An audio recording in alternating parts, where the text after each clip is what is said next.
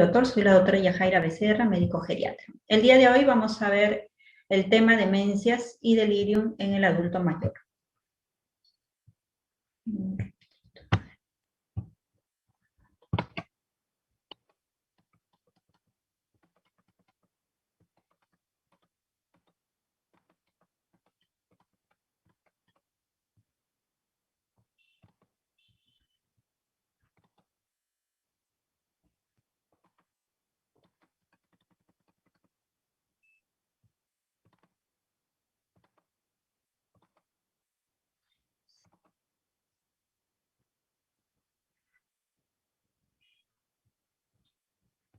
Listo. Empezaremos. ¿Sí va? Este es un problema. Ya está.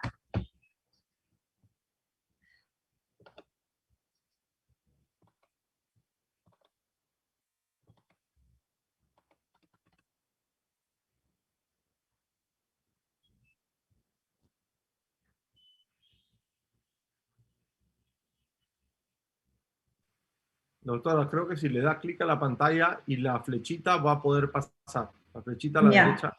Sí, lo que pasa es que suena el timbre y para admitir tengo que otra vez... Ah, ya. No, ya, si ya son las 13 y son las 13 y 6. Ya usted empiece nomás, y salvo que decida esperar hasta las 13 y 10 dando una tolerancia, pero Sí, yo usted decide creo. y ya no la van a interrumpir ya. Si suena tarde, pena, piña, pues. Ya. Esperaremos hasta la 1:10, porque de todas Lo que usted maneras decida, doctora. el timbre está, suena un poquito.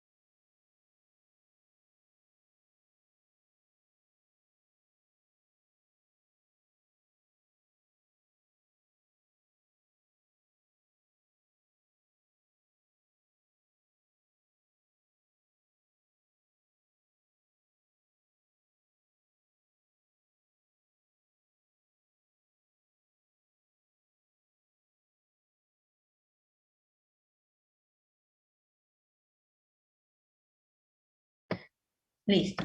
Ya son la 1:10. Empezamos.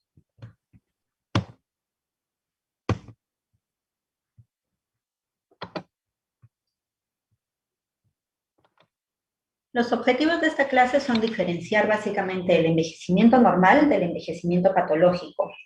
Es necesario que todos puedan comprender esta diferencia y no caer en el ajeísmo de decir que el adulto mayor se olvida porque precisamente ya es adulto mayor, ¿no? Dicen, ya ese viejito se olvida porque ya es viejito, dicen, ¿no?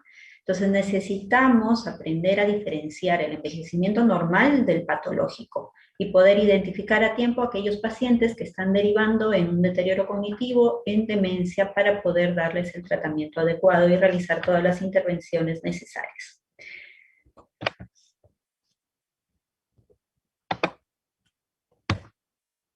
Aquí tienen, ¿no?, 2 ejemplos de envejecimiento. Tenemos un adulto mayor que corre la maratón, más o menos 4 horas de maratón, que creo que muchos de nosotros no podríamos, ¿no? Este es calificado como un envejecimiento exitoso. Mientras que en la parte inferior podemos observar un adulto mayor con dependencia severa, el cual es un envejecimiento patológico, ¿no? Con mucha necesidad de cuidado, de ayuda para poder subsistir. ¿Qué cambios cognitivos y psicológicos va a sufrir el adulto mayor? Bueno, va a ser un poco complejo delimitar los rasgos que pueden considerarse normales y diferenciarlos de los patológicos. Ya Cicerón decía que había una asociación inevitable entre vejez y deterioro intelectual y proclamaba que el ejercicio mental bastaba para tener un psiquismo en forma. Así también los griegos decían que o se referían a los adultos mayores como una imagen peyorativa de la vejez, ¿no? Los viejos son libidinosos, avaros, necios o burlones. Y también se realiza una analogía entre la decrepitud y la vejez, ¿no? Hacia el siglo XIX. Ahora todos estos ya se consideran unos mitos y ya sabemos que existe un cambio en el envejecimiento que podría ser normal o podría derivarse a un envejecimiento patológico, el cual podría asociarse también a cambios de conducta.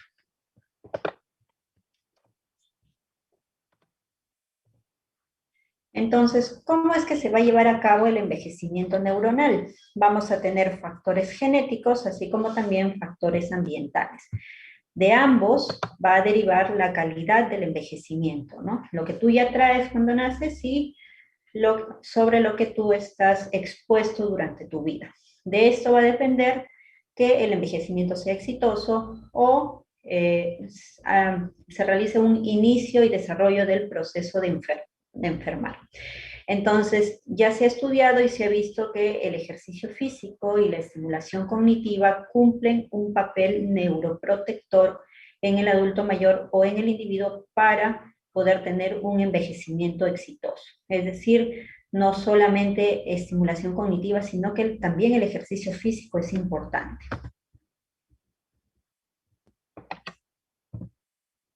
Entonces aquí tenemos ejemplos de envejecimiento neuronal. En la línea A podemos tener un envejecimiento usual con una pérdida moderada de dendritas.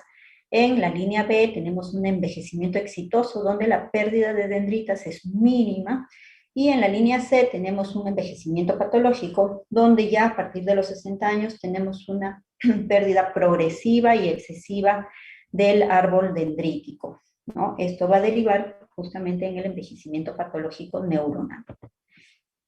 La teoría del envejecimiento neuronal. Nosotros sabemos pues que las neuronas tienen una alta especialización y muchos dicen que son neuronas fijas posmitóticas, es decir, que ya no pueden reproducirse.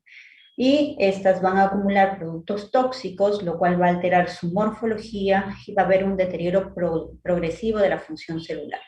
Esto va a colocar a las neuronas en una vulnerabilidad, lo cual podría derivar en una patología neurodegenerativa.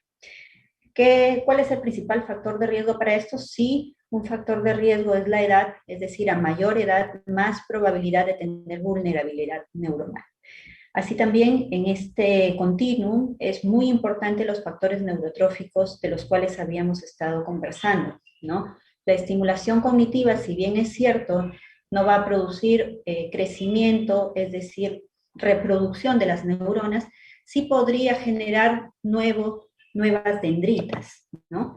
Entonces, estas nuevas dendritas podrían proteger al individuo de desarrollar patología neurodegenerativa.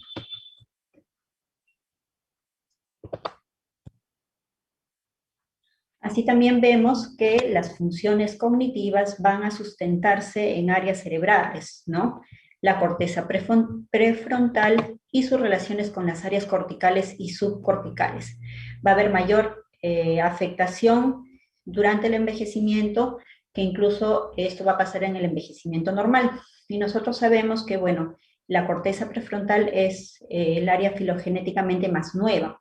Entonces, durante el envejecimiento, lo que va a pasar es que se puede perder, si este paciente está derivando en una enfermedad neurodegenerativa, pues va a perder estas áreas filogenéticas más nuevas primero, ¿no? Entonces, primero perdería la corteza prefrontal, que justamente es la que se dedica a poder controlar nuestras conductas y emociones, ¿no? Entonces, esta afectación neurodegenerativa va a producir un déficit en el proceso de codificación de la información, y esto puede derivar en problemas de la función cognitiva como funciones ejecutivas, atención, velocidad de procesamiento de información, memoria operativa y episódica.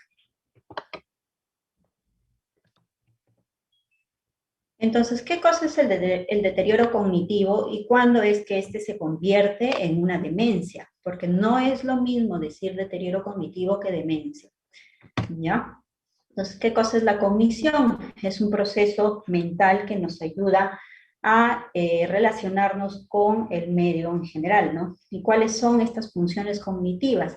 El lenguaje, las noxias, las praxias, memoria, funciones ejecutivas y también la cognición social. Entonces, la memoria tiene diferentes tipos. Vamos a tener una memoria de corto plazo, la cual una de ellas es la memoria de trabajo, la cual nos va a permitir guardar en nuestro cerebro algunos elementos o informaciones que nos permitan realizar otro tipo de habilidades cognitivas, ¿no? Es decir, son como el insumo de información para poder realizar otras actividades, ¿no? Otras funciones cognitivas. Así también tenemos la memoria de largo plazo, dentro de la cual se encuentra la memoria declarativa o explícita, la cual se encarga de guardar eventos, ¿no? Episodios, saber qué, cómo y cuándo y dónde suceden estos eventos. Dentro de esta memoria también tenemos la memoria semántica, que es la memoria de los hechos, la cual no se debe modificar con la edad, ¿no? Ustedes cuando van a entrevistar a un paciente con enfermedad de Alzheimer, cuyo principal problema se deriva justamente sobre la memoria de trabajo, sobre la memoria episódica, van a encontrar que la memoria semántica está preservada. Entonces ustedes van a entrevistar al familiar y te dicen, no, si mi papá tiene una memoria excelente, ¿no? Se acuerda de cuando era niño y cuando trabajó en tal sitio, pero claro, eso hace muchos años, lo cual es algo que va a preservarse incluso en estos pacientes hasta estadios moderados incluso, ¿no? Y no se dan cuenta que la memoria de trabajo, la memoria episódica ya está siendo alterada, es decir, su día a día y la información que reciben sobre lo que pasa en su entorno va siendo mermada, ¿no? Va perdiendo esta memoria de trabajo, memoria episódica. Así también tenemos la memoria no declarativa implícita, la cual tampoco se modifica con la edad, que es aquella que no se modifica con la edad en pacientes con envejecimiento normal, no en aquellos con el patológico, que ya lo vamos a ver. Entonces, este tipo de memoria es procedimental, ¿no? En la cual tenemos el aprendizaje de habilidades y hábitos, así también el condicionamiento clásico y reacciones emocionales. Eso se va a preservar con la edad. ¿Y qué cosa es el deterioro cognitivo? Este término pues tiene dos partes, ¿no? Uno que es el deterioro, que es el declive con respecto al nivel previo, ¿no? Es decir, actividades que el individuo siempre ha realizado y ahora ya no las puede realizar. Entonces tienen una base de sí realización y deriva en algo que ya no pueden realizar. Y la parte de cognición, que es uno de los 3 componentes de la mente humana, que es la cognición, la emoción y la conducta, ¿no? Entonces va a haber disminución de la función cognitiva. Disminución es un concepto importante. Algo que hacía, ahora ya no lo puede realizar. ¿Y cómo se realiza el diagnóstico clínico? ¿No? Primero tenemos que evaluar si estamos frente a un individuo con envejecimiento normal. Si no es así, pues tengo que definir si es un deterioro cognitivo leve o si es un paciente que está con depresión y cursa con problemas de memoria debido a ello, o son síntomas incipientes de un proceso demencial. No tengo que saber identificar en qué acápite está nuestro paciente. ¿Qué cambios cognitivos podemos observar? ¿No? ¿O qué se dice de los cambios cognitivos? Existe un acuerdo en que no vamos a tener un patrón uniforme de declive cognitivo en todos los individuos. Va a haber una gran variabilidad interindividual. ¿Qué factores pueden afectar esta variabilidad? Factores históricos, económicos y sociales de los pacientes, y tiene más peso que estos van a tener más peso que la edad cronológica.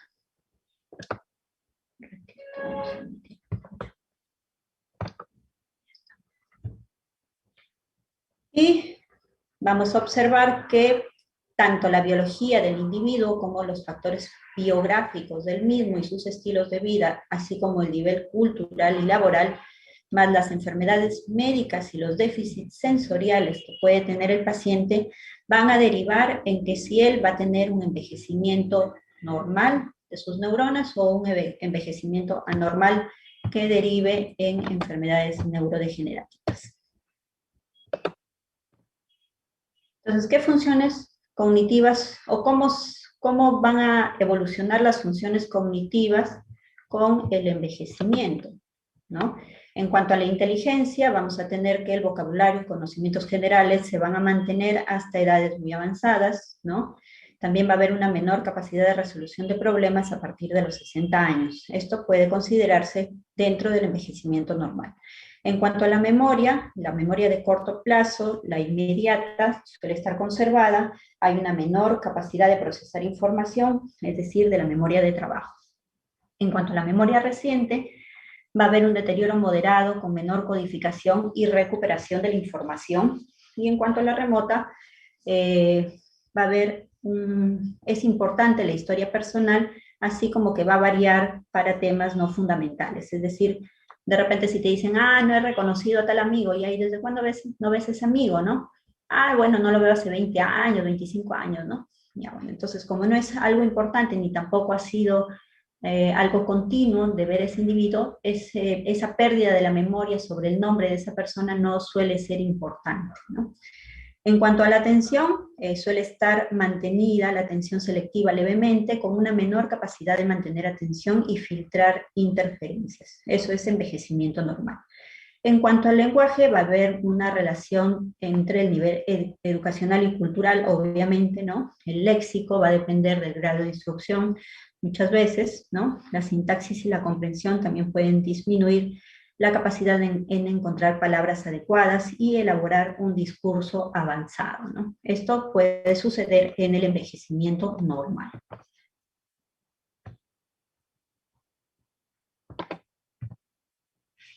Luego, en cuanto a las funciones cognitivas y también en el envejecimiento, ¿no? En cuanto a las capacidades visoespaciales, va a haber una conservación del reconocimiento de caras e imágenes simples, sí una menor orientación topográfica, ¿no? En cuanto al pensamiento abstracto, menor integración de conceptos y categorías, así como de completar series. En cuanto al razonamiento, también se van a conservar en situaciones habituales y puede complicarse con la resolución de problemas complejos. Las funciones ejecutivas también muy importantes. En el envejecimiento normal va a haber una disminución de la eficacia en abordajes de situaciones complejas, es decir, al momento de resolver problemas. Y la velocidad de procesamiento habitualmente está enlentecido el procesamiento de la información.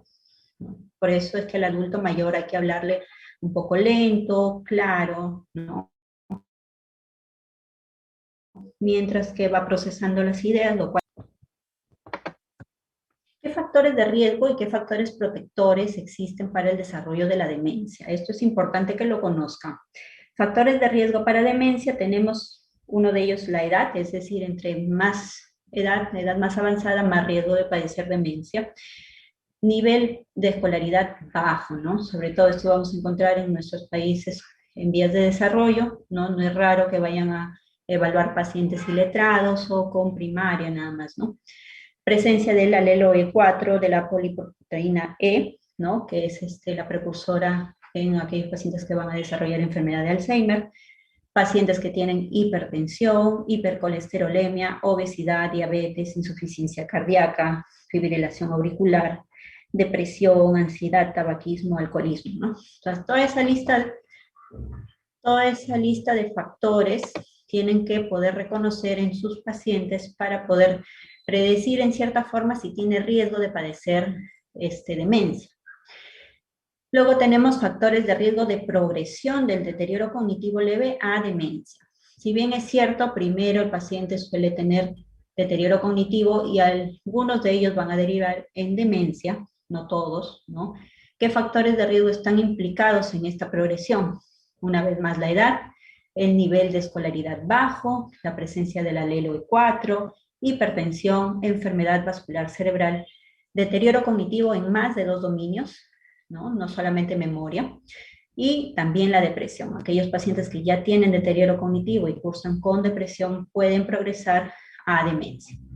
También tenemos factores protectores para el desarrollo de demencia. ¿Cuáles son estos? Coeficiente intelectual alto, dominar más 2 o más idiomas, administración de estatinas, ¿no? Atorvastatina, consumo moderado de alcohol, dieta mediterránea, actividad física y participación en actividades de ocio. Estos son los factores protectores que debemos conversar con nuestros pacientes para poder desarrollar un envejecimiento saludable.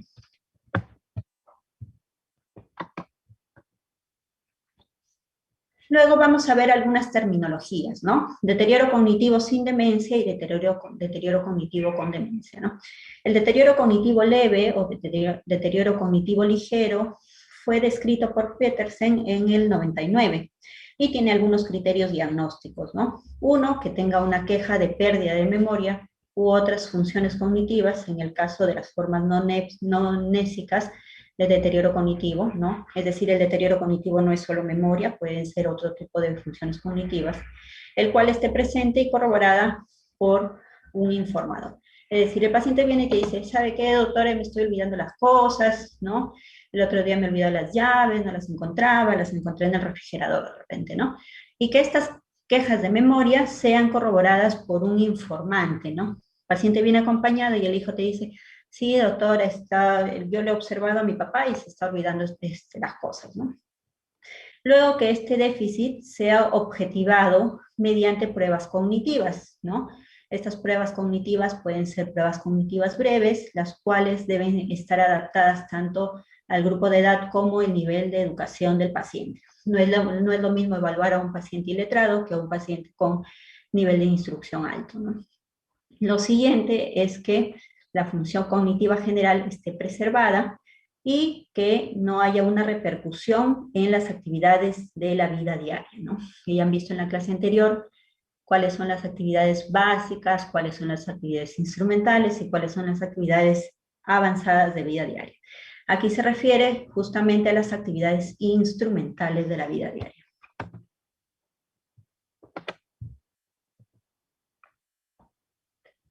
Luego, ¿cómo diagnosticamos el deterioro cognitivo sin demencia? Tenemos criterios del DSM-4, ¿no? Y ha incorporado entidades de deterioro cognitivo sin demencia, ¿no? Como deterioro cognitivo relacionado con la edad, para indicar un deterioro de actividad cognitiva, también demostrada objetivamente a consecuencia de la edad. Y el otro término es trastorno cognitivo no especificado, que indica disfunciones cognitivas probablemente debido a efecto fisiológico directo de alguna enfermedad médica. Ya vamos a ver que existen pseudodemencias también. Luego tenemos trastorno neurocognitivo menor, el cual se va a caracterizar por preocupación del propio paciente, un informador que le conoce o el propio clínico por un declive significativo de alguna función cognitiva. O sea, aquí ya no hablamos solo de memoria, sino también hablamos de otras funciones cognitivas, como por ejemplo las funciones ejecutivas. El siguiente criterio, según el DSM-5, es un deterioro modesto, objetivo y preferentemente por un test neuropsicológico u otra evaluación clínica cuantitativa, ¿no? Es decir, no solamente lo que el paciente te dice, sino que tú lo objetivas mediante un test.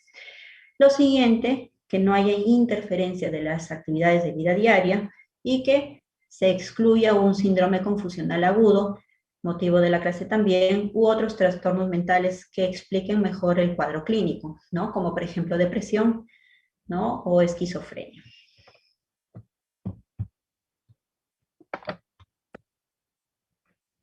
Tenemos entonces subtipos de deterioro cognitivo. Como les mencionaba, no solamente nos referimos a memoria, que si bien es cierto es una de las más importantes, sino también existen deterioros cognitivos no amnésicos, ¿no? A múltiples áreas cognitivas o a una sola pero distinta de la memoria.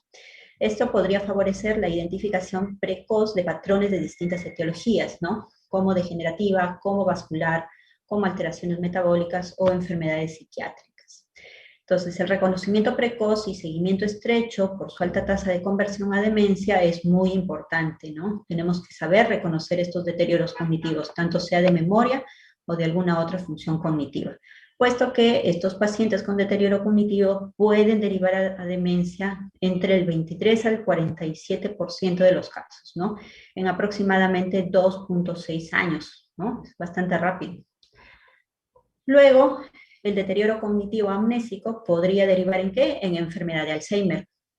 Luego, el deterioro cognitivo no amnésico puede derivar en enfermedad de Alzheimer, pero también en otro tipo de demencias como demencia frontotemporal, demencia vascular, demencia por cuerpos de Lewy.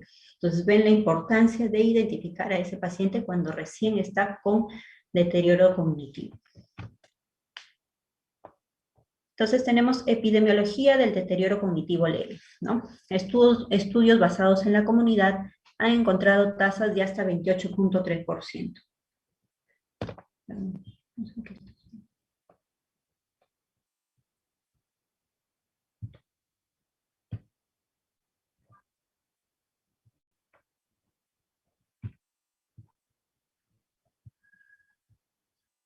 Ya está, ¿sí se ve la diapositiva?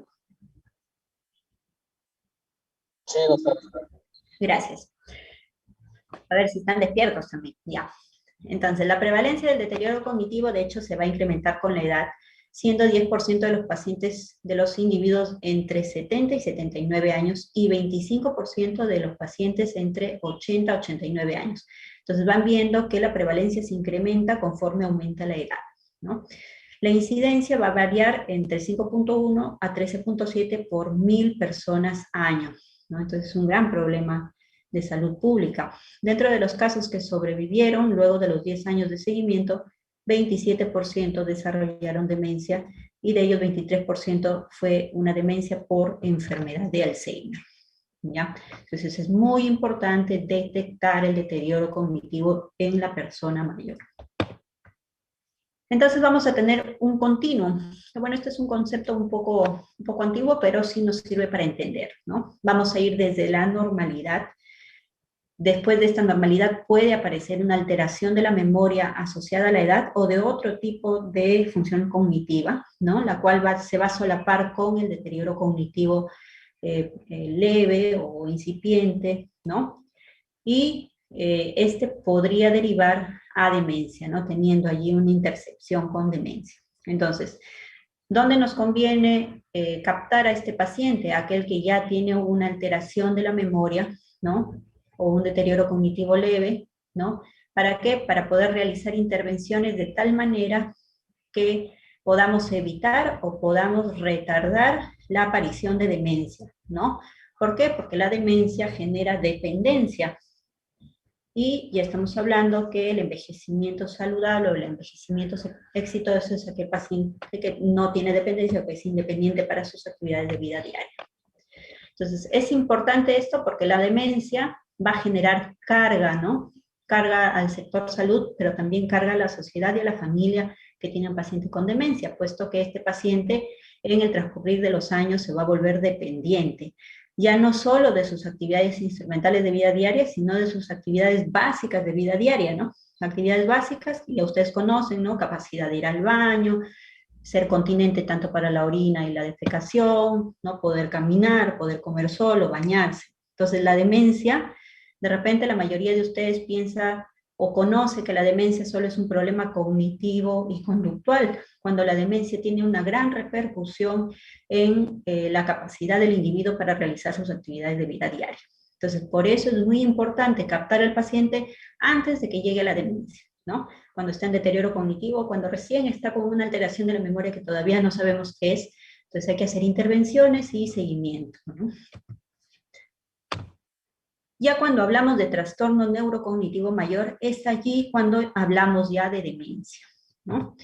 Entonces, ¿qué cosa es la demencia? Este es un síndrome geriátrico, ¿no? Caracterizado por alteraciones cognitivas, ya sea de memoria o de otras funciones cognitivas, acompañado de qué? De trastornos psiquiátricos o cambios conductuales y deterioro funcional. Primero, quizás no nos demos mucha cuenta porque ya adultos mayores de 70 años por lo general están jubilados, ¿no? Entonces ya no vemos la desfuncionalización de las actividades avanzadas de vida diaria porque el individuo ya por lo general no trabaja, ¿no?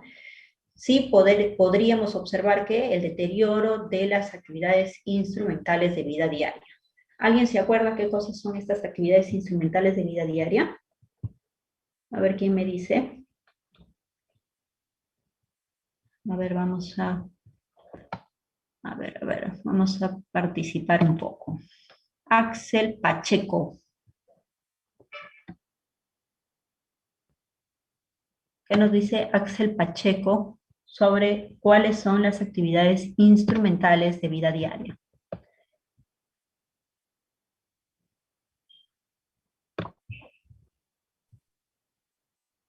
O a ver, Ani Benítez. Axel Pacheco creo que no está.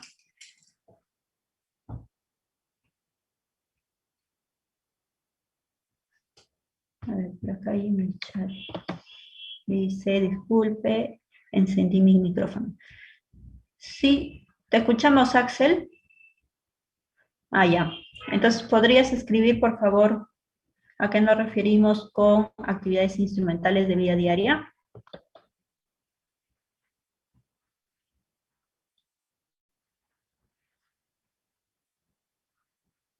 Ani Milagros. Ah, ya, creo que lo hice silenciar. A ver.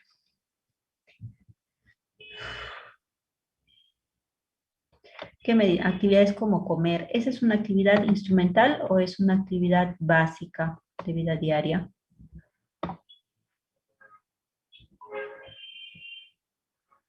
¿Quién me dice? A ver,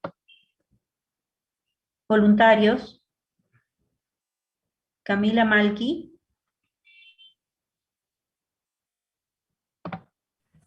Doctora, ¿puede ser contestar el teléfono, hacer compras? Muy bien, muy bien. Contestar. Gargi Nicole, ¿no? Sí, doctora. Pero no puede Muy bien. ponerme. Ah, ya, está bien. Muy bien, entonces las actividades instrumentales de vida diaria son aquellas que nos permiten relacionarnos con el medio, ¿no es cierto? Como actividades como hacer las compras, ir al mercado, poder movilizarme yo solo, ¿no? Ya sea en taxi o ya sea en un micro, ¿no? Es decir, nadie me tiene que acompañar para que yo tome el micro, eso es una actividad instrumental. Manejo del dinero, manejo de los medicamentos. ¿Alguien recuerda con qué test medimos las actividades instrumentales de vida diaria?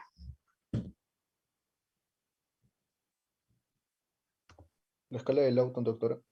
Muy bien, muy bien. ¿Quién fue? ¿Quién fue el que contestó? Porque no puedo observarlos.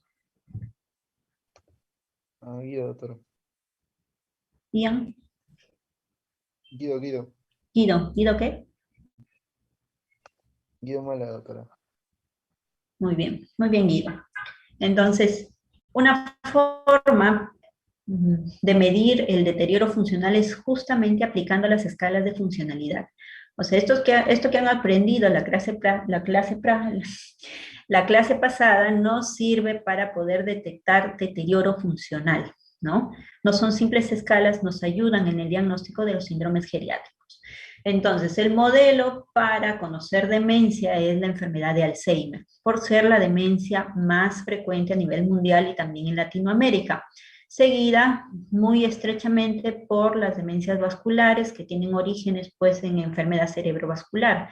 Entonces tenemos una gran carga de morbilidad de pacientes adultos mayores con enfermedad cerebrovascular y estos podrían derivar en demencia vascular, ¿no? Entonces son las dos demencias más importantes, la demencia por enfermedad de Alzheimer y la demencia vascular.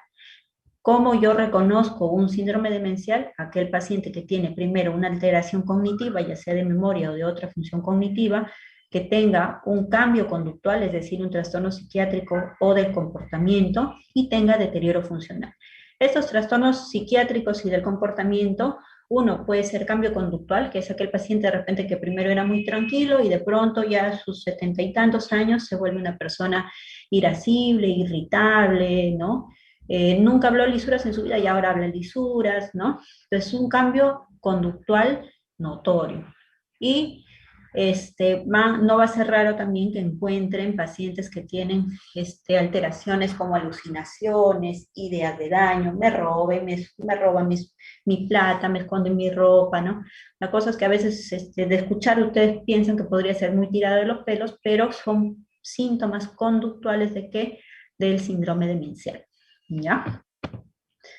Entonces vamos a tener clasificación de las demencias. Primero, las demencias degenerativas primarias, cuyo mayor ejemplo es la enfermedad de Alzheimer. Los siguientes son las demencias vasculares, en aquellos pacientes, como les comentaba, con enfermedad cerebrovascular o aquellos que han tenido accidente cerebrovascular. Y demencias secundarias, aquellas que son pseudodemencias, porque podrían ser reversibles, ¿no? Como por ejemplo pacientes con hipotiroidismo no controlado, podrían asemejar un cuadro de demencia, el cual podría mejorar si le damos un tratamiento adecuado a ese hipotiroidismo. Ya ese es un ejemplo. Entonces acá tenemos tipos de demencia degenerativa y tenemos, ¿no? Alzheimer, frontotemporal, que es infrecuente, pero que es necesario que la conozcan. Justamente esta frontotemporal se caracteriza por ese cambio conductual tan marcado, ¿no? Personas muy tranquilitas se vuelven personas agresivas, personas que han sido de repente muy agresivas se vuelven muy tranquilas, ¿no? Es un cambio conductual a extremos.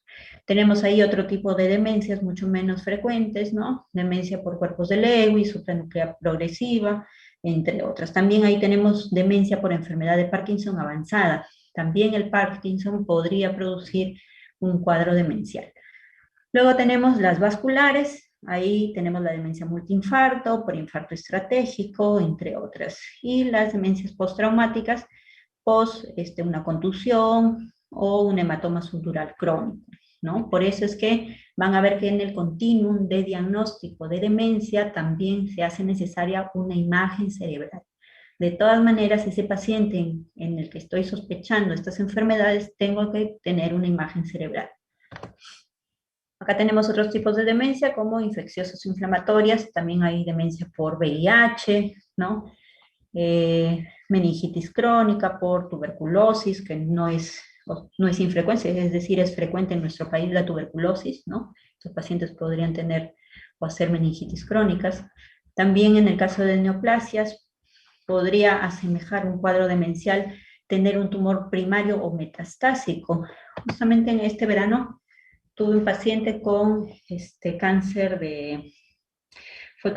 hepático, claro, cáncer hepático, e hizo metástasis cerebral, ¿no? Pero estaba en una situación ya de postración, ¿no? De dismovilidad severa, y había empezado a tener un síndrome demencial tal cual, ¿no? Alucinaciones, déficit cognitivo, pero finalmente se demostró que había sido metástasis, ¿no? Del primario.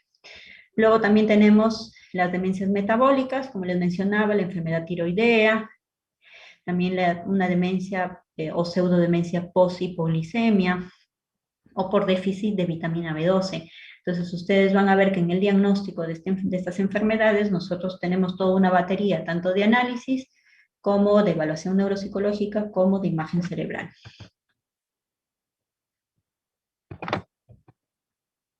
Ahí tenemos otros tipos, las tóxicas, que pueden ser la demencia alcohólica, autoinmunes, como pacientes con lupus y otras enfermedades, enfermedades mentales cronificadas, hidrocefalia a presión normal, también es poco frecuente, pero sí lo van a ver estas hidrocefalias a presión normal, pacientes que empiezan a tener incontinencia, empiezan a tener síndrome de caídas y un deterioro cognitivo, ¿no? Entonces se asemeja mucho a la demencia y es una hidrocefalia a presión normal. ¿Cómo realizamos el diagnóstico clínico? Primero la historia clínica, obviamente, ¿no? Todos los antecedentes del paciente, obviamente haciendo incidencia en todos estos factores de riesgo de los cuales hemos conversado, ¿no? Grado de instrucción, a qué se ha dedicado durante su vida, aprendió más de un idioma, ¿no? Toda la anamnesis y exploración física buscando de repente signos neurológicos, ¿no? Que nos hagan pensar de repente de un tumor, ¿no? Entonces, antecedentes, anamnesis, exploración física. Lo siguiente es la valoración cognitiva. Primero, lo que podemos realizar son las pruebas cognitivas breves. ¿Qué son estas pruebas cognitivas breves? Aquellas que son cortas, ¿no? Y nos permiten tamizar a ese paciente. Tiene un paciente con quejas de memoria, entonces voy y le hago Mini-Mental, test de alteración de la memoria, MoCA, test del reloj, lo que ustedes quieran para tamizar y decir, ya, este ha salido con un puntaje anormal, necesita una mayor evaluación, ¿no? Dentro de estos, ahí como los mencionábamos, el Mini-Mental, test de reloj, test de alteración de la memoria, y hay muchos más, ¿no? Si este paciente sale con un tamizaje anormal, ¿no? Entonces vamos a realizar una evaluación neuropsicológica formal, que esto sí puede demorar días incluso, ¿no? Para realizar esta evaluación que requiere de muchos test validados, ¿no? En el medio donde se realizan, ajustados a la edad, ajustados al grado de instrucción del paciente. Lo siguiente es la valoración funcional, de lo cual estábamos conversando también, ¿no? Voy a realizar un índice de Bartel para medir actividades básicas de la vida diaria, y así este test sale anormal o con dependencia funcional del adulto mayor, pues ya estamos probablemente en una demencia entre moderada y avanzada. También ahí se realiza el Auton Brody, el cuestionario de actividades de actividad funcional de Pfeiffer, ¿no? Que es diferente al de Pfeiffer, ojo. Vi en un caso clínico anterior que habían utilizado Pfeiffer, que es distinto, que se considera también una prueba cognitiva breve, sin embargo su uso es más para casos de emergencia, no nos sirve para un screening formal de deterioro cognitivo, ¿ya? Este es distinto, que es el cuestionario de actividad funcional de Pfeiffer, mide actividades de vida diaria. Y lo siguiente es realizar exámenes auxiliares, exámenes de laboratorio, imágenes cerebrales, podría necesitarse un electroencefalograma, un electrocardiograma también. Entonces, la historia clínica incidirá en qué? Inicio de los síntomas cognitivos. Si te dice pues que ha empezado a perder la memoria desde hace 20 días y esto se ha ido agudizando, pues de repente es más urgente realizar la imagen cerebral, ¿no? Difícilmente un proceso demencial empieza en 20 días. Este debe tener al menos más de 6 meses para nosotros sospechar de demencia, ¿ya? El ritmo de la progresión, qué tan lento, qué tan rápido ha sido este déficit de memoria, ¿no? Ayer se olvidaba poquito, hoy día se olvida mucho más, o eso en cuánto tiempo pasa, en meses, o en un año, o en 2, ¿no? Hay que incidir mucho en esto porque a veces los hijos o los pacientes, por lo general, como catalogan esta pérdida de memoria como parte del envejecimiento, dicen, ya se está olvidando porque está viejito, ¿no? Y no le prestan mucha atención, y quizás esta agudización, es decir, cuando ya el síntoma se hace mucho más evidente, es cuando consultan, ¿no? Y cuando se les pregunta el tiempo, pues te dan ese tiempo de agudización, cuando en realidad el paciente ya tenía de repente más de un año con los síntomas, ¿ya? Entonces hay que preguntar muy bien cuándo empezaron los síntomas de déficit de memoria, que es lo más común por lo que consulta. Melody Tribeño. A ver, Melody Tribeño. Está tocando el timbre esta hora. A ver. Luego, también hay que incidir sobre empeoramientos recientes o factores relacionados de sus enfermedades, historia y presencia de síntomas psiquiátricos acompañantes, fármacos o sustancias tóxicas que pueda consumir el paciente, ¿no? De repente es un paciente con un alcoholismo crónico y cuando tú le vas a hacer el test, lógicamente no te lo contesta bien porque está bajo los efectos del alcohol. ¿Ya? Entonces tienen que incidir también en el uso de fármacos y sustancias tóxicas. Fármacos a cuáles, por ejemplo, benzodiazepinas, ¿no? Pacientes que toman alta dosis de benzodiazepinas y cuando tú le haces el test, pues se demora mucho o lo hacen mal. Y es porque está bajo el efecto de las benzodiazepinas, no porque ya tenga un deterioro cognitivo en sí, ¿ya? Cambios también en la personalidad, lo que ya hablamos, ¿no? Cambios conductuales prominentes, repercusión de lo que está sucediendo tanto en actividades básicas como instrumentales de la vida diaria, actividades que ha dejado de hacer, ¿no? Ahí van a encontrar pacientes que siempre han sido ama de casa, cocineras expertas y de pronto se olvidan las recetas, la comida sale mal continuamente, dejan prendida la cocina y se quema la olla, ¿ya? Síntomas neurológicos acompañantes y, es importante también, historia familiar de demencia, ¿no? Su mamá, su abuelita, sus tías, alguna ha tenido demencia o ha tenido Alzheimer. Sí, doctora, mire, su hermana que es mayor ya la han diagnosticado hace 3 años, ¿no? Y la mamá de ella también. Entonces, la carga genética es importante, no es dirimente, pero es importante, ¿no? Aquellos pacientes que tienen antecedentes familiares de demencia o enfermedad de Alzheimer tienen más riesgo de padecer demencia por esta enfermedad, ¿no? No siempre va a ser así, pero sí aumenta su riesgo con respecto a la población que no tiene este antecedente. En cuanto a la exploración física, para descubrir la causa de la demencia y posibles enfermedades asociadas que pudieran contribuir al deterioro, ¿no? Es obligatorio pues medir la presión arterial, la frecuencia cardíaca, ¿no? Buscar soplos carotídeos o cardíacos o arritmias que nos podrían estar avisando de una enfermedad cerebrovascular, obviamente, ¿no? Tengo un corazón arrítmico, de repente está generando trombos, una fibrilación auricular y eso le ha generado la enfermedad cerebrovascular, ¿ya? Exploración general exhaustiva para descartar causas de delirium, ¿no? Como dijimos al inicio, hay que diferenciar delirium de deterioro cognitivo, ¿no? El delirium es más agudo, ¿no? De repente está el paciente cursando con una neumonía, cursando con una infección urinaria, entonces quizás lo que tiene en este momento es delirium, todavía no es demencia, todavía no es deterioro cognitivo. Luego en la exploración neurológica tenemos que explorar el nivel de atención, orientación, colaboración, también evaluación de los sentidos, ¿no? De repente tú quieres hacerle una prueba en la cual tienes que hacerle muchas preguntas y el paciente no te escucha, ¿no? Y te responde mal precisamente por eso, ¿ya? Entonces hay que incidir en buscar deterioro tanto de la visión como de la audición, así como han hecho en el paquete inicial de ICOPE, ¿no?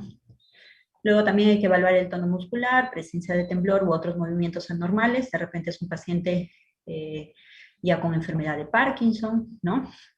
También hay que evaluar reflejos, anormalidad de la marcha y el equilibrio. No es raro que el paciente con deterioro cognitivo o aquel que ya está iniciando con demencia tenga una velocidad de marcha lenta y tenga problemas en el equilibrio y con ello problemas de síndrome de caídas, ¿no? Entonces, no es raro que encontremos esto en los pacientes, por eso es importante examinar. En la exploración neuropsicológica, lo que se va a hacer una valoración cognitiva, que es fundamental y es uno de los pilares en el diagnóstico de demencia, y esta debe incluir exámenes tanto de la atención, orientación, lenguaje, memoria, habilidades constructivas, cálculo, razonamiento y capacidad de abstracción. Toda esta evaluación es la evaluación neurocognitiva, ¿no? Debe tenerse en cuenta la influencia de factores como déficits sensoriales, ansiedad, depresión, edad y grado de instrucción a la hora de interpretar los resultados, ¿no? Por eso estos son neuropsicólogos expertos dedicados a este tipo de evaluaciones. Entonces, dentro de las pruebas cognitivas breves habíamos hablado del Mini Mental State, ¿no? Que es una prueba breve, puede ser realizado por personal no médico, pero con entrenamiento, lógicamente. Se usa en evaluación y seguimiento de demencias, sobre todo en seguimiento, puesto que como screening en realidad para un deterioro cognitivo ligero no es tan útil. Ahora vamos a ver. ¿Tiene incidencia de falsos positivos? Sí. ¿En quiénes? En pacientes psiquiátricos, en pacientes con un déficit neurológico focal o alteración de los sentidos. Y también está muy influido por el grado de instrucción. Es decir, un paciente que es iletrado, pues probablemente salga muy mal en este mini mental state sin tener deterioro cognitivo, ¿ya? También vamos a tener falsos negativos en quienes, sobre todo en pacientes que tienen demencias subcorticales, ¿no? Cuya afectación cognitiva es distinta, está más orientada a déficit de funciones ejecutivas.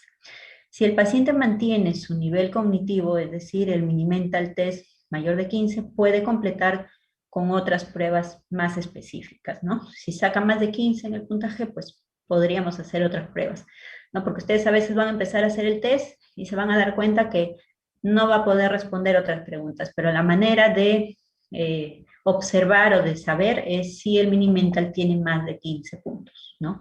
La sensibilidad encontrada en algunos textos es de 89% para detectar deterioro cognitivo y su especificidad del 66%, que en realidad es baja. Acá tenemos, ustedes van a encontrar a lo largo de su carrera que los test tienen que estar validados en el medio donde se realiza. Van a realizar una investigación y les van a decir, el test que estás usando está validado en tu medio, ¿no? Entonces el mini mental fue validado por Custodio en el 2008, hizo algunas modificaciones para que sea más fácil de utilizar en nuestro medio, más entendible, ¿ya? Consta de 30 puntos y ahí lo pueden observar, luego lo pueden repasar. Vamos a evaluar con el mini mental orientación en el tiempo, orientación en el espacio, registro o recuerdo de 3 palabras, atención y cálculo, evocación, es decir, que recuerde las 3 palabras que le mencionaron al inicio, y también lenguaje, donde van a poder evaluar tanto nominación, repetición, orden, lectura, escritura y copia, ¿no? Son 30 puntos, y como se ve influido por el grado de instrucción, entonces sus puntos de corte van a variar de acuerdo al número de años de estudio del paciente, ¿no? Entonces, el punto de corte para sospecha de demencia en pacientes con más de 7 años de educación es de 27. O sea, de los 30 puntos, 27. Para individuos con número de años de educación entre 4 y 7, el punto de corte es 23, y para individuos con 1 a 3 años de educación, el punto de corte es 21, ¿no? Para aquellos pacientes iletrados, el punto de corte es 18. Entonces ven que está muy influido por el grado de instrucción, y al momento de evaluar si el paciente tiene sospecha de demencia, tienen que aplicar esta tablita, ¿no? En cuanto a determinar la gravedad, es normal, estamos hablando de un individuo con más de 7 años de estudio, es normal entre 27 y 30. Si tiene entre 24 y 26, hablamos de un deterioro cognitivo leve, de 16 a 23 de un deterioro cognitivo moderado, y si tiene 15 o menos puntos, estamos hablando de un deterioro cognitivo severo. También nos sirve el mini mental para evaluar la capacidad de decisiones del individuo, ¿no? Porque muchas veces van a encontrarse con adultos mayores que tienen que realizar trámites jurídicos, donde el juez o quien los evalúa necesita saber si este individuo es capaz de vender su casa o no, si es capaz de decidir vender su casa o no. Entonces, ¿cómo voy a saber? Puedo aplicar este mini mental, ¿no? Si este es menor de 19, entonces este paciente no puede tomar decisiones. Si está entre 19 y 23, su capacidad es dudosa, y si es el puntaje mayor, pues sí podría tomar decisiones, ¿ya? Así también tenemos otra prueba de screening, que es la prueba de dibujo del reloj, la versión de manos, que es la que está validada en nuestro medio, la cual nos va a evaluar algunas habilidades cognitivas como comprensión auditiva, planeamiento, memoria visual, reconstrucción de una imagen gráfica, habilidades visoespaciales, programación motora y ejecución. Es decir, va a evaluar capacidades ejecutivas, ¿no? Funciones cognitivas ejecutivas. Y también proporciona al evaluado, o bueno, para realizar el test, ya le damos al paciente una esfera ya dibujada, ¿no? Ahorita lo vamos a ver. La interpretación, vamos a verla mejor con el dibujo. Acá está. Entonces, acá este dibujo que ustedes observan, la esfera ya está construida. Ustedes le dan el papel ya con la esfera construida, y le dicen, ¿no? Vamos a hacer de cuenta que este es un reloj de manecillas, ¿no? Quiero que dibuje el reloj, coloque los números que corresponden a las horas e indique la hora 11:10, ¿no? Este test no tiene un tiempo límite, ¿no? Usted no lo va a decir en 3 minutos, lo tiene que hacer, ¿no? El paciente se puede demorar todo lo que quiera, sin embargo, como es un test sencillo, obviamente mientras más se demore, ustedes más sospecha de deterioro cognitivo van a tener, ¿no? Entonces, al momento de evaluar el test del reloj, lo que se hace es trazar una vertical, una perpendicular y 2 diagonales, ¿no? ¿Cómo vamos a obtener el puntaje? Si cada número, excepto el 12, el 13, el 6 y el 9, cada uno de los otros números está en el espacio correspondiente, es decir, el 1 en el espacio que corresponde, el 2, el 3. Entonces, por cada número que está correctamente ubicado, se brinda un puntaje. Hasta ahí tenemos 8 puntos. Luego, si el individuo coloca la hora correcta, ¿no? 11:10, tenemos un punto más, 6 son 9, y si existe que el horario es más corto que el minutero, también tenemos un punto más, ahí serían 10 puntos, ¿no? El puntaje máximo es de 10, el puntaje mínimo es de 0, y un puntaje menor a 7 indica ya un compromiso cognitivo, ¿no? ¿Por qué es la hora 11:10? Porque pretende evaluar los 2 hemisferios cerebrales, ¿no? Por eso no es cualquier hora, es 11:10. Ahí tienen ejemplos de prueba de dibujo del reloj. La primera, bastante certera, y las siguientes ya no tanto, ¿no? Van a ver cómo, este es el seguimiento de un solo paciente, ¿no? Cómo empieza y cómo a través de los años va deteriorando su cognición hasta que finalmente ya ni siquiera pueda dibujar el reloj, ¿no? Entonces, siendo una prueba tan sencilla, es tan útil para detectar pacientes con riesgo de demencia. Es así que se realizó un estudio, ¿no?, para evaluar el rendimiento de las pruebas cognitivas breves de adultos mayores con demencia en estadios avanzados, ¿no? Donde aquí en el Perú. Y se observó que la sensibilidad y especificidad del Mini-Mental eran bajas con respecto al test del reloj y con respecto a la aplicación de ambos tests, ¿no? Entonces, lo que se recomienda es, cuando el paciente llega con estas quejas de memoria, realizar ambos tests, ¿no? Y si la sospecha es más de un deterioro cognitivo amnésico, sí podríamos utilizar el test de alteración de la memoria, que está más enfocado a pacientes con sospecha de enfermedad de Alzheimer. Y también está validado en nuestro medio, justamente por el mismo autor, ¿no? Justo.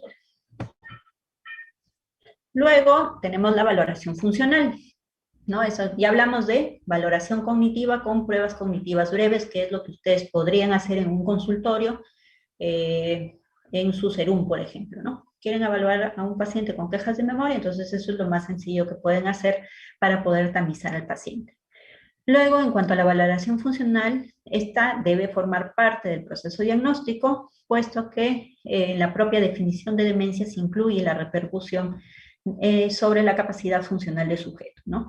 Ahí tenemos diferentes escalas que ustedes ya las han estudiado en la clase anterior.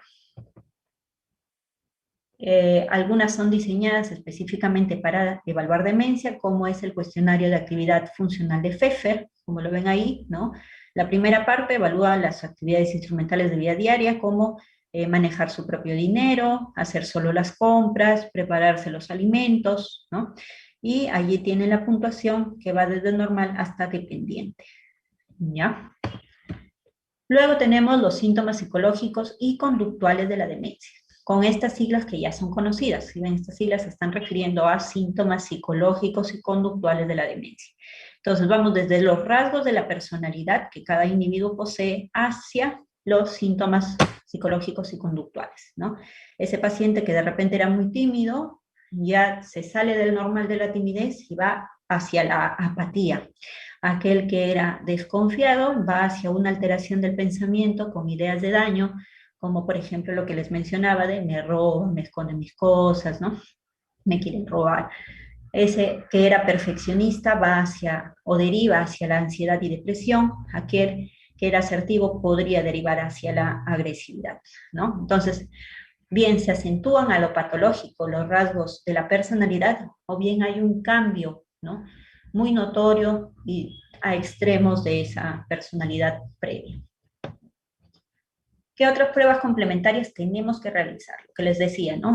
Exámenes de laboratorio como hemograma, glucosa, evaluar la función renal y hepática.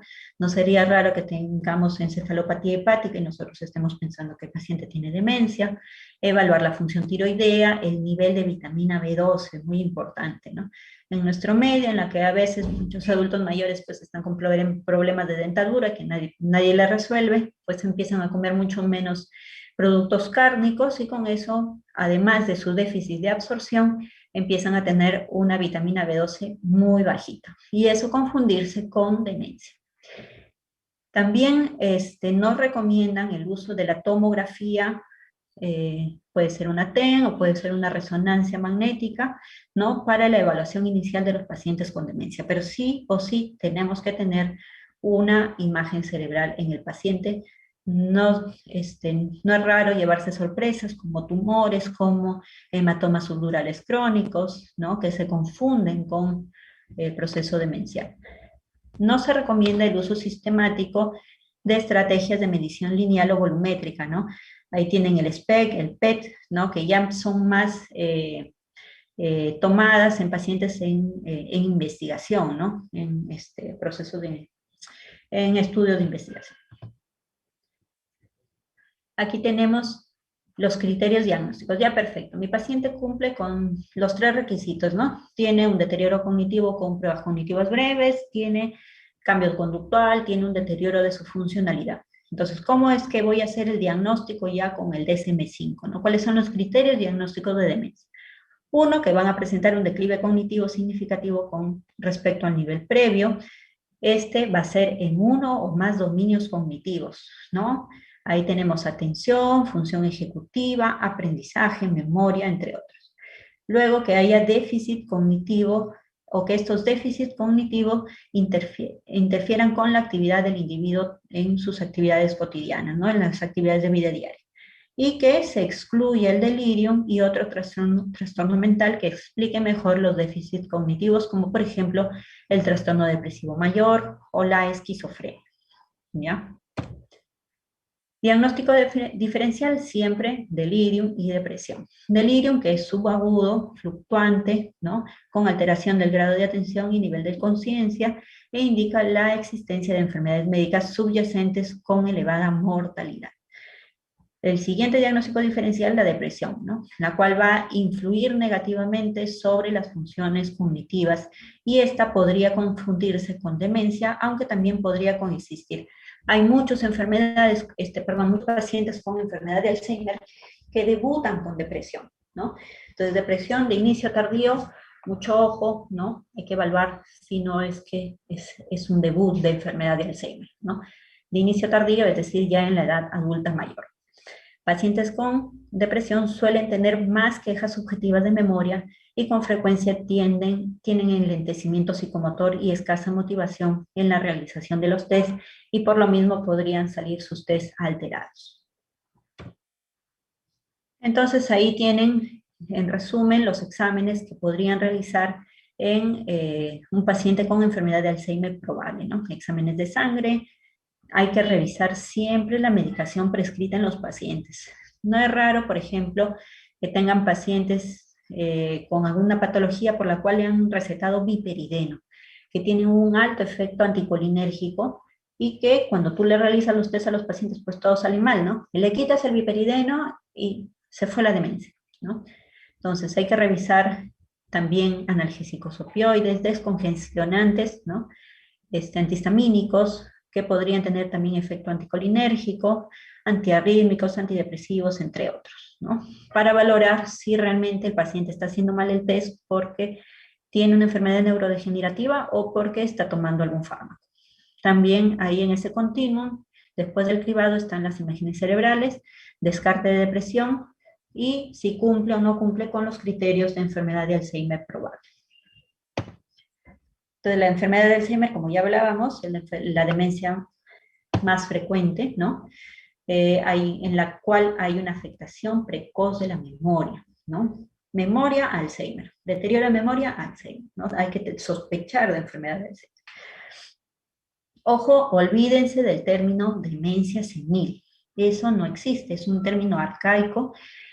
Cuando se pensaba que todos los adultos mayores iban a hacer demencia solo por el simple hecho de ser viejitos, ¿no? O sea, ya está viejito, pues ya está con su demencia, ¿no? Está con su demencia senil, ¿ya? Tienen que quitar ese término de su chip.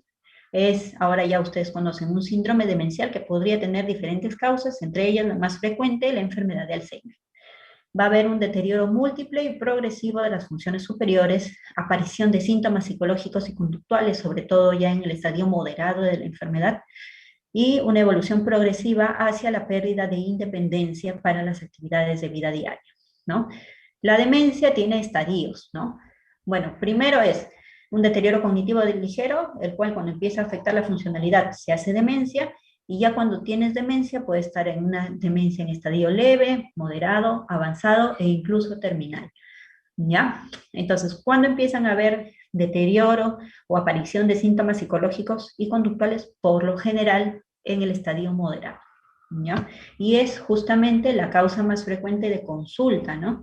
Cuando el paciente se empieza a olvidar, todo el mundo piensa que es porque es viejito, ¿no? Pero cuando ya empieza a tener alteración de la conducta y empieza a haber desbalance de todo el tema emocional dentro del domicilio, ¿no? Porque ya le acusó que le robó la plata, porque ya le robó la ropa, ¿no? Entonces eso ya pone de vuelta y media la casa y es ahí cuando recién consultan, ¿no?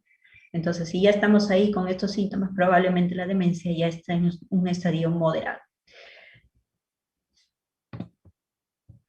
Pues ahí tienen un poco de la fisiopatología, ¿no? Desde un cerebro sano, con formación de proteína tau, formación de placas de amiloide, muerte neuronal, obviamente. ¿De qué zona? Del hipocampo, ¿no? Ahí es donde se aloja la memoria. Disfunción cortical luego, ventrículos aumentados. Ustedes le toman la tomografía y pues tienen unos ventrículos enormes, ¿no? Una corteza cerebral muy, muy chiquita, ¿no? Entonces, ese es un paciente con demencia. Entonces, ahí ustedes ven, ¿no? Hablábamos de los estadios preclínicos, ahí tienen el deterioro cognitivo ligero, luego pasa por deterioro cognitivo leve. Envejecimiento ideal es aquel que no tiene ningún deterioro, ¿no? Luego van por un envejecimiento esperado, ¿no? Que sí hay una disminución, pero sin salirse del normal. Y ya demencia cuando el paciente pierde todas las capacidades, ¿no? Es decir, empieza a disminuir o a agravarse el deterioro cognitivo. ¿Qué factores podrían modificar el riesgo de enfermedad de Alzheimer? ¿No? Hay algunos que van a incrementar, como dijimos al inicio, factores de riesgo. Estos son específicamente para enfermedad de Alzheimer, ¿no? Como la enfermedad cerebrovascular, el tabaquismo. Mucho ojo ahí, los que están acostumbrados a fumarse su cigarrito, eso es un factor de riesgo para enfermedad de Alzheimer. Hipertensión arterial, diabetes mellitus tipo 2, siempre y cuando obviamente no esté controlada, ¿no? Obesidad, un gran factor de riesgo, el cual tenemos que mitigar en nuestra sociedad, porque no solamente es factor de riesgo para enfermedad de Alzheimer, y está demostrado para mortalidad por diferentes causas, entre ellas el COVID, ¿no? Injuria cerebral traumática, todas estas van a incrementar el riesgo por enfermedad de Alzheimer. Es decir, si yo he tenido mi familia, ¿no? Mi mamá, mi abuelita, todos han tenido Alzheimer, y yo me descuido, tengo un hábito de vida no adecuado, ¿no? Fumo, no controlo mi hipertensión, no controlo mi diabetes, engordo, no estoy obesa. Entonces, ¿qué va a pasar? Que ese riesgo que yo tenía se va a incrementar y muy probablemente tenga yo una enfermedad de Alzheimer, y quizás no solo de inicio tardío, quizás más temprano en mi edad, ¿no? ¿Qué factores van a disminuir el riesgo de enfermedad de Alzheimer? De hecho, la educación, entre más años de estudio, y obviamente si manejas más de un idioma, pues estás protegiéndote para la enfermedad de Alzheimer, para no desarrollar enfermedad de Alzheimer. Sí, desarrollar actividades placenteras, ¿no? De ocio, esto mejora el metabolismo de lípidos, ¿no? Diversión sana, obviamente, ¿no? Dieta mediterránea con antioxidantes y productos antiinflamatorios dentro de la dieta, no medicamentos me refiero, dentro de la dieta, ¿no? También podrían disminuir mi riesgo de padecer enfermedad de Alzheimer. Realizar actividad física, muy importante, activa la plasticidad neuronal, es decir, mis dendritas pueden crecer, promueve la vascularización cerebral, ¿no? Es muy común ver adultos mayores pues, que están tomando citicolina, porque les han dicho que la citicolina les va a mejorar la irrigación cerebral, incluso el medicamento se llama Irregor, ¿no? Falso, ¿no? El medicamento no tiene evidencia para mejorar el riesgo. Lo que sí deben alentar a sus pacientes es en mejorar su calidad de vida, ¿no? ¿Qué puede hacer? No tomar medicina, sino mejorar su calidad de vida, ¿no? Comer bien, adecuadamente, ¿no? Realizar ejercicio físico, tener actividades de ocio, realizar, sí, también estimulación cognitiva, ¿ya? Entonces ahí tienen algunos criterios para el diagnóstico de enfermedad de Alzheimer, que eso lo pueden revisar, ¿no? Como criterios principales, presencia de trastorno de memoria episódica inicial y significativa que incluya algunas características, ¿no? Como pérdida de memoria progresiva y gradual durante al menos 6 meses, lo que hablábamos, comunicada por el paciente o también por un informador fiable, ¿no? Fiable quiere decir que vive con él, que lo puede ver continuamente, ¿no? Lo siguiente, objetivar mediante test neuropsicológicos la pérdida de memoria episódica. Es decir, después de los test de screening sigue la evaluación neuropsicológica. Normalmente consiste en recoger fallos de reconocimiento que no mejoran o no se normalizan con claves, ¿no? O sea, tú le dices palabras, el individuo lo aprende, después tú le pides que los recuerde, ¿no? Si no lo recuerda, le das pistas y ahí recién puede recordar, ¿no? El defecto de memoria episódica puede ser aislado o también asociarse a otras alteraciones cognitivas, ¿no? Ese es el criterio principal para el diagnóstico de enfermedad del Alzheimer. Entonces ahí ya lo estábamos viendo, ¿no? La fase preclínica, luego vamos a demencia, donde ya hay detrimento de las actividades instrumentales de vida diaria, luego esto sigue progresando, perdemos actividades básicas de vida diaria y finalmente llegamos a la discapacidad. ¿Cuál es el objetivo de la geriatría? Evitar la discapacidad y la dependencia. Por eso tenemos que captar a aquellos pacientes que están teniendo deterioro cognitivo ligero o incipiente. Luego, ¿para qué debemos detectar? Es decir, ya está bien, detecté a mi paciente que tiene de repente un estadio preclínico o está en deterioro cognitivo leve antes de llegar a demencia. ¿Qué cosa podemos hacer allí? Hasta ahí podemos mejorar calidad de vida, ¿no? Alimentación, ejercicio físico, actividades de ocio y estimulación cognitiva. Estas 4 cosas. ¿Para qué? Para evitar que progrese a demencia. Pero ¿qué pasa si el paciente ya tiene demencia, ¿no? Entonces, se han estudiado algunos fármacos antidemenciales. Si bien es cierto, la demencia no tiene cura, pero estos fármacos lo que hacen es un tratamiento sintomático. ¿Para qué? Para que el paciente no llegue a tener la dependencia severa si es que no tomara dichos fármacos, ¿no? Entonces, el tratamiento sintomático de la demencia o de la enfermedad de Alzheimer tiene como objetivos, 1, mejorar los síntomas cognitivos, que bueno, no es el principal, pero sí podría mejorar síntomas cognitivos de memoria, mejorar los síntomas psicológicos y conductuales. Es mejor tratar a estos pacientes con los antidemenciales que con los antipsicóticos, ¿no? El antipsicótico es la opción, la segunda opción, ¿no? Para el manejo de estos síntomas psicológicos y conductuales. Lo primero es que hay que darle el antidemencial. ¿Por qué? Porque el antipsicótico tiene muchos efectos secundarios. De hecho, en algunos pacientes no se va a poder evitar su uso, pero el uso de los antidemenciales podría disminuir las dosis de estos antipsicóticos. Y lo siguiente es mejorar los síntomas relacionados a las actividades de vida diaria, ¿no?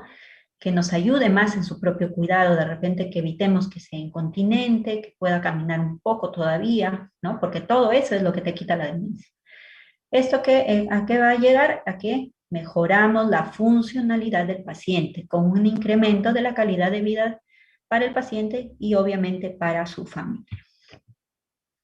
Indicaciones probadas para enfermedad de Alzheimer leve y moderada. Ahí tenemos anticolinesteráticos como el donepezilo, la galantamina, la ribastimina, ¿no? Estos son anticolinesteráticos y ya cuando avanzamos en demencia de moderada a severa, ahí usamos memantina como monoterapia y ahora ya se sabe que también la combinación con los anticolinesteráticos podrían darnos resultados en la mejoría de la funcionalidad del paciente. Ahí tenemos más o menos cómo actúa, ¿no? La memantina bloquea la activación glutamatérgica y la neurodegeneración crónica de las neuronas, ¿no? Obviamente esto no es para siempre, de todas maneras el paciente podría, digo podría porque no todos los pacientes van a tener la misma evolución, ¿no? Pero podría derivar a una demencia avanzada e incluso terminal donde el uso de estos medicamentos ya no está indicado. Es importante entonces el diagnóstico temprano, prescribir tratamiento inmediatamente, ahí tenemos las opciones con las dosis, luego titular la dosis al máximo probado, ¿no? Ustedes van a ver que las indicaciones de geriatría siempre están con el cuartito de la pastilla, con la mitad de la pastilla, pero eso quiere decir que el tratamiento va a iniciarse en dosis bajas y va a aumentarse progresivamente hasta llegar a la dosis máxima probada del medicamento. Luego, hasta que aparezca una cura, permitimos al paciente vivir con la mejor calidad de vida posible. ¿Eso qué quiere decir? Explicar sobre las expectativas y beneficios del tratamiento, permanecer bajo tratamiento tanto tiempo como sea posible, generar una red local de pacientes y cuidadores para el soporte emocional, porque esta es una enfermedad muy desgastante, las familias se desgastan muchísimo con la dependencia del paciente, con los síntomas conductuales. Entonces es muy importante que el paciente reciba tratamiento. Son importantes también las intervenciones no farmacológicas como la estimulación cognitiva, como el ejercicio físico, como la dieta mediterránea que estamos conversando. Y agregar memantina en los casos moderados y severos de la enfermedad. ¿Hasta ahí alguna pregunta? ¿Cómo estamos de tiempo? Nos queda un cachito todavía para ver delirium. ¿Hasta ahí alguna pregunta?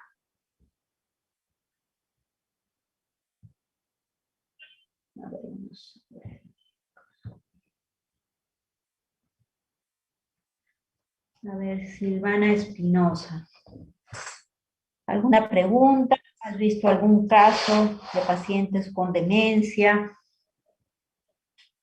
Pueden contarme sus experiencias, a ver. Martín Eduardo dice, para todos, doctor, el PTS. Ya. Ahorita acabamos. Salvando. Luego tenemos delirium. Un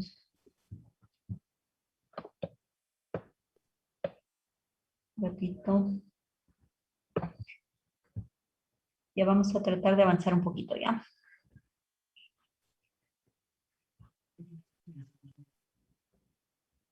No puedo.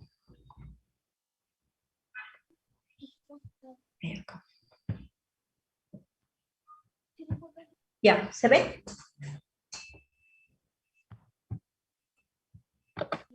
¿Se puede ver? Sí, doctora. Ya, listo, gracias. Entonces, ahora vamos a hablar del delirium o síndrome confusional agudo.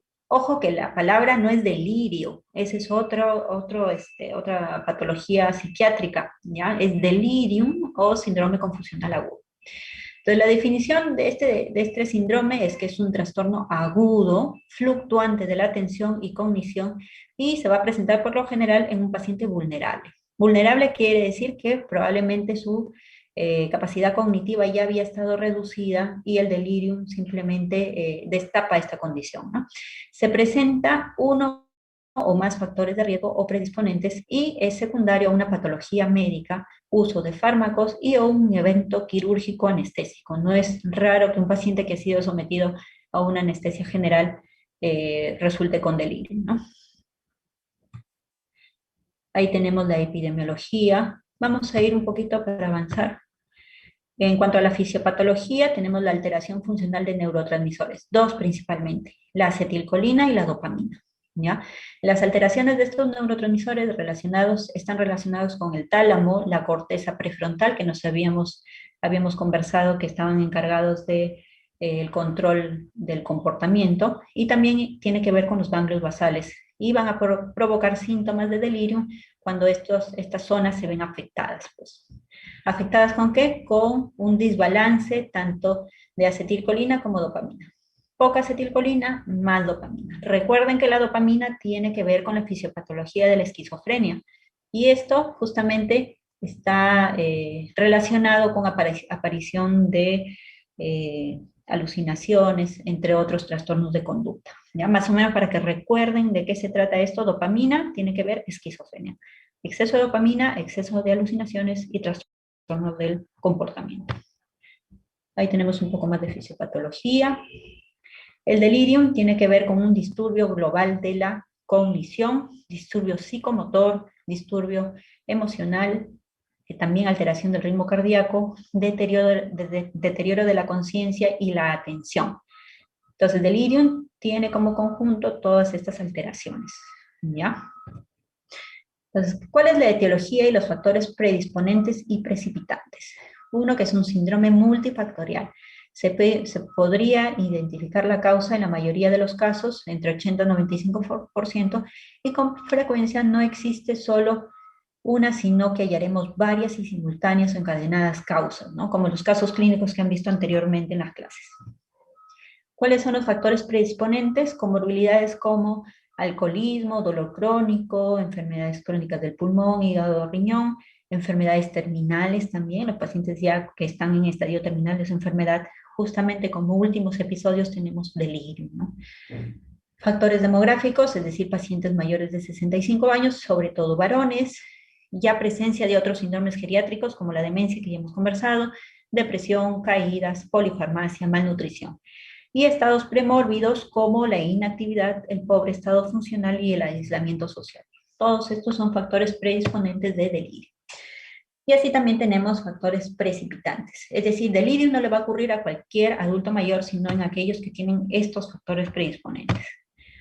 Y factores precipitantes quiere decir que ya desencadenan el delirio, ¿no? ¿Cuáles son estas? Injurias agudas, por ejemplo, como deshidratación, hipoxemia, ¿no? Aquellos pacientes con neumonía severa que hacen hipoxia severa, ¿no? Podrían tener también delirio.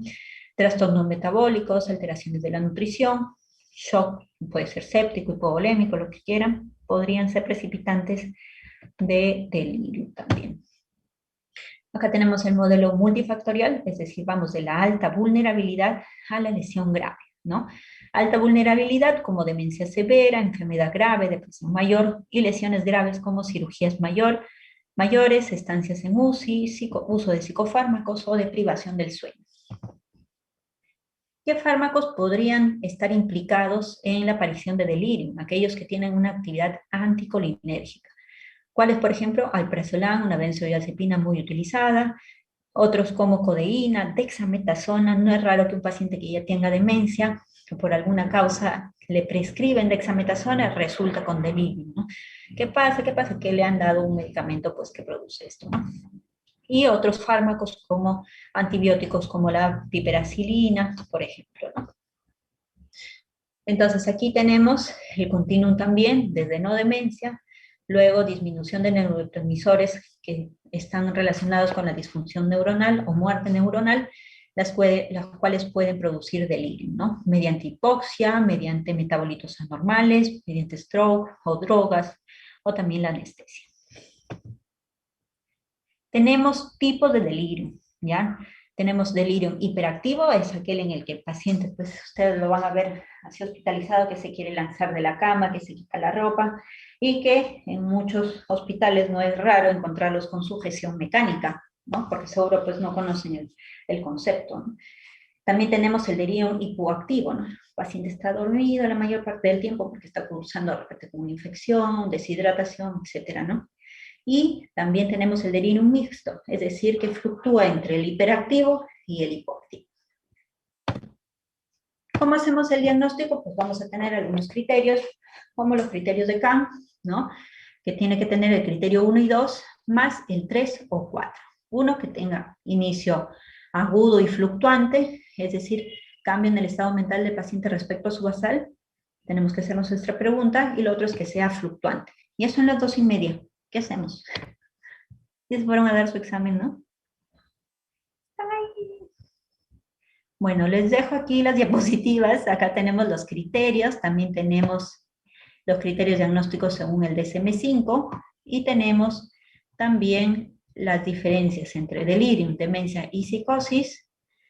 También tenemos cómo podríamos nosotros prevenir el delirium con medidas no farmacológicas como el cuidado médico, las evaluaciones continuas, la regulación del medio externo, es decir, regulación del sueño, manejo ambiental, corrección del déficit sensorial.